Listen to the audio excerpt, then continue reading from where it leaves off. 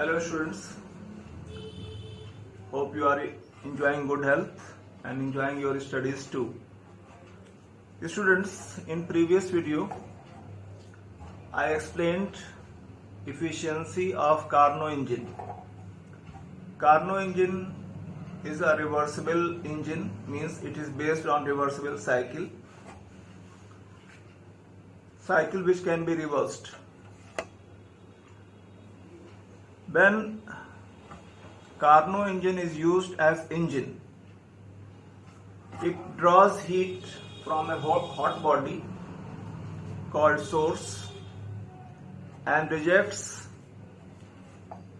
heat to a cold body called sink after doing some work. So what should be reverse process? If it is run in reverse direction, it will draw heat from a cold body and it will take some work from outside and heat will be rejected to hot body, that is source. Think carefully about my statement. When the engine is reversed, means it is working in reverse direction, it is taking heat from cold body, taking some work from outside and giving heat to hot body. Means direction of heat flow is not natural. Heat is flowing from a cold body to a hot body. So this is working of refrigerator. A refrigerator takes heat from cold body, that is refrigerator compartment, and rejects heat to a hot body, that is atmosphere, which is at comparatively higher temperature than refrigerator compartment. But these refrigerators are not reversible refrigerators, and Carnot refrigerator is reversible because Carnot cycle is reversible cycle. A Carnot engine can be reversed to work as a refrigerator, and if it is working in forward direction, it will work like engine. So let us understand by simple diagram.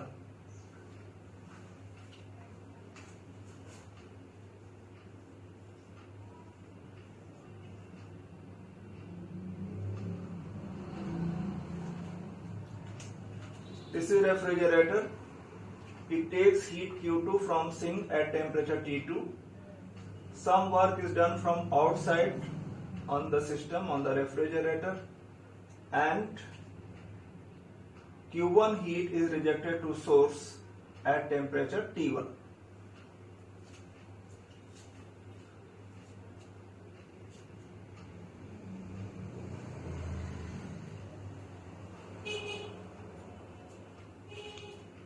A quantity defined called coefficient of performance, which determines performance of refrigerator. What do you mean by performance? Performance means it draws maximum heat from cold body for given amount of work. I repeat my explanation. Refrigerator takes heat from cold body, some work is done on the refrigerator and heat is rejected to hot body. If a refrigerator draws maximum amount of heat for given amount of work done on the refrigerator, performance of that refrigerator is good. Coefficient of performance is given as heat taken from cold body upon work done. Work done is equal to Q1 minus Q2. You have seen in derivation of Carnot engine. We also know that efficiency 1 minus Q2 by Q1. All these things have been explained in previous video. And efficiency of Carnot engine also given by 1 minus T2 by T1. This is efficiency in terms of heat and this is efficiency in terms of temperature. So comparing the two equations, we get Q2 upon Q1 is equal to T2 upon T1. Now divide numerator and denominator by Q1. So Q2 upon Q1, Q1 upon Q1, that is 1 minus Q2 upon Q1. From here Q2 upon Q1 is equal to 1 minus eta. Q2 upon Q1 is equal to 1 minus eta. I suppose you are understanding. And 1 minus Q2 upon Q1 is equal to eta. So this is relation between coefficient of performance and efficiency. I repeat my wordings again. Carnot cycle can be used as engine and refrigerator as well.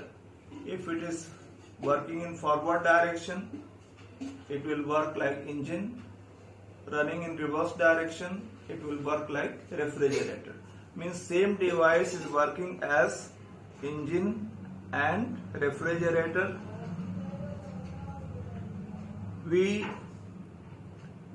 assign a quantity efficiency to engines and we assign a quantity coefficient of performance to refrigerators, and same device is working as engine and refrigerator, then there must be some relationship between efficiency and refrigerator, and this is the relationship.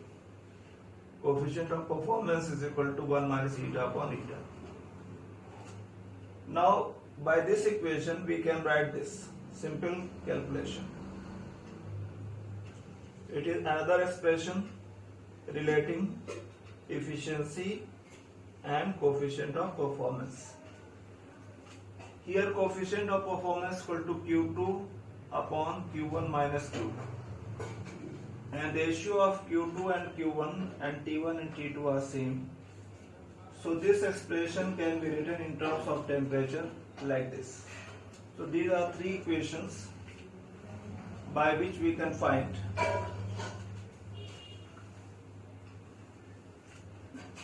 coefficient of performance. Students, now I explain Carnot theorem. Carnot theorem says that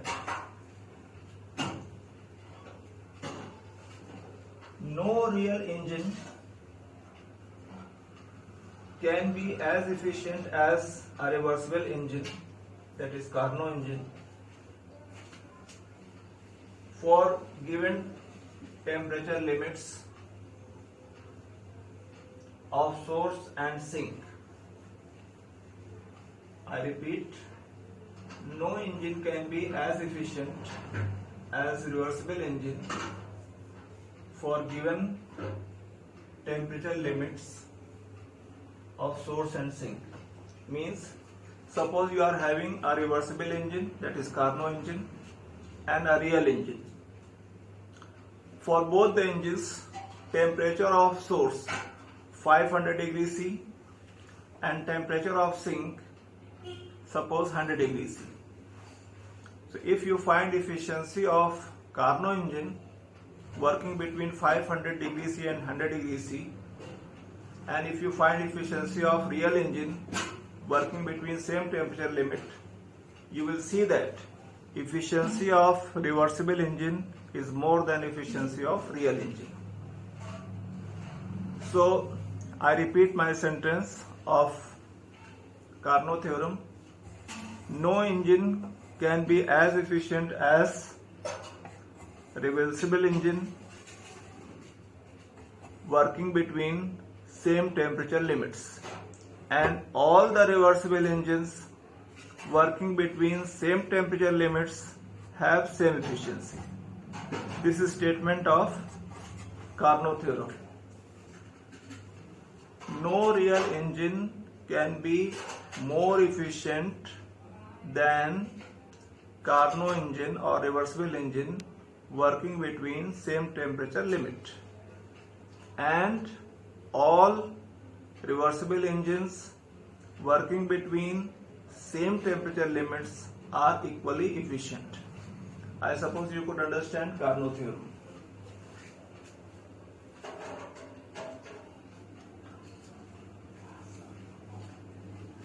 Students, in previous video you have seen that efficiency of a Carnot engine depends on temperature limits, that is temperature of source and sink, and it is independent of nature of working substance. Working substance means the material which is used to make a system work. For example, in petrol engines, working substance is air, means air is sucked by engine, combustion of petrol takes place, and heat produced is supplied to air.